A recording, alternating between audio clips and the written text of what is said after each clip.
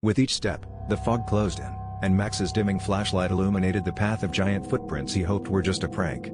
The woods had swallowed the last traces of daylight, and every snap of a twig sent jolts of panic through Max's veins.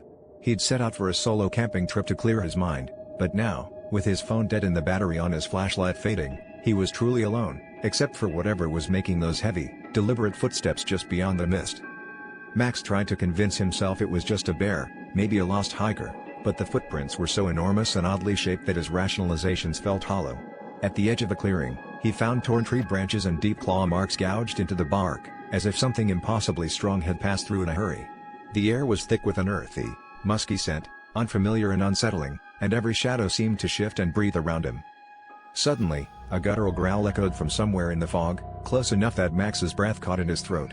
The flashlight flickered, casting wild, jerking beams across the trees, and for a split second he saw a towering, hulking figure standing motionless between the trunks, eyes reflecting a pale, unnatural light.